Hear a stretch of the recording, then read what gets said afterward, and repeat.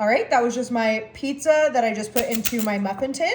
I'm next gonna be coming in, I have just some par cooked ground beef that I just seasoned with some garlic powder, some onion powder, and I'm going in with maybe about a teaspoon to a tablespoon right into each one of our muffin tins for this delicious kind of bite-sized dinner.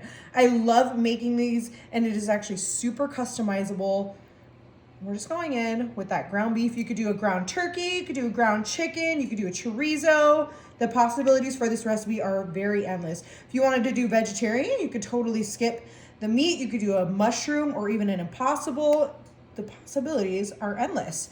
In addition to our ground beef, I'm gonna be coming in with just some green peas and diced carrots. I'm just doing a frozen bag, and we're just gonna go right on over our ground beef. I like doing the frozen here because it adds just a little bit of moisture, and I'm just kind of tucking that in. Again, just kind of making sure that we don't overfill those muffin tins. And you can do any kind of vegetables here. I just think with the peas and carrots, it's a great little combination with our ground beef. So I'm just going in. You could also do a fresh veg here. You could do a canned veg. This is gonna be great for a potluck, for any kind of gathering as well. I know that Easter's coming up. So these are going to be a huge hit. So I maybe use about half of that bag right into our muffin tin. We're next coming in, I have, of course, we can't have any kind of dish without some cheese. I just have a mild cheddar here. You could also do a mozzarella, a pepper jack, a Colby jack. Honestly, any kind of cheese is good with meat, veggies, and a starch. So I'm just going in and just kind of going right with that cheese. A shredded cheese works. You could also do a sliced cheese here. You could grate your own cheese. All of these are super customizable. You can make your own puff pastry or pizza dough for this too. That's the beauty about cooking, is that you could really just make this your own dish, or you could completely follow my recipe as well. I think that looks pretty good. And then the last thing I'm gonna come in with, I have our large ice cream scoop. And what I'm gonna do is I have this family size of our mashed potatoes, the signature mashed potatoes from Main Street.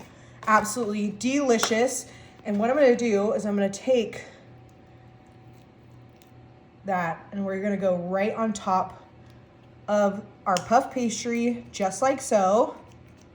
Oh my goodness, look at how fun these turned out. I'm just gonna come in, I have my little pastry cutter, and what we're gonna do is I'm just gonna go right on down, and we are just gonna cut these kind of just how they are in our muffin tin, so that they really do come out as little bite-sized dinner. So I'm going horizontally and vertically, just like so. You can also use a pizza cutter, but I try not to do metal on metal.